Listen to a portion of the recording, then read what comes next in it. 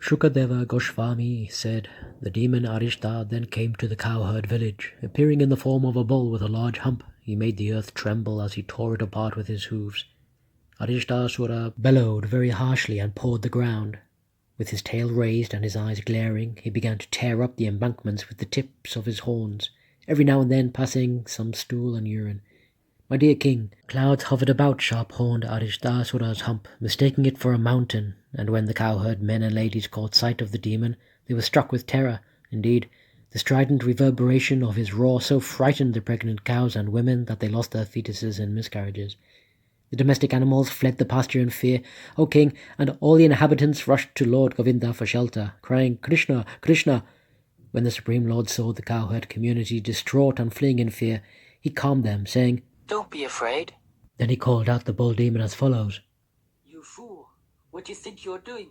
You wicked rascal, frightening the cowherd community and the animals when I am here just to punish corrupt miscreants like you. Spoken these words, the infallible Lord Hari slapped his arms with his palms, further angering Arishta with the loud sound. The Lord then casually threw his mighty serpentine arm over the shoulder of a friend and stood facing the demon. Thus provoked, Arishta pawed the ground with one of his hooves, and then, with the clouds hovering over his upraised tail, furiously charged Krishna, pointing the tips of his horns straight ahead and glaring menacingly at Lord Krishna from the corners of his bloodshot eyes.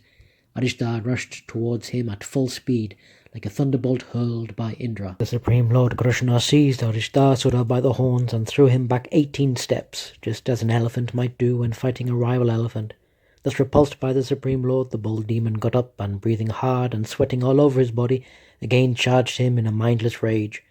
As Arishta attacked, Lord Krishna seized him by the horns and knocked him to the ground with his foot.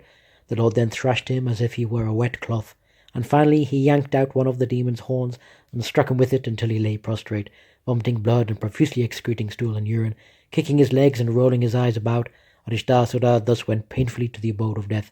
The demigods honoured Lord Krishna by scattering flowers upon him. Having thus killed the bull demon Arishta, he who is a festival for the gopis' eyes entered the cowherd village with Balarama.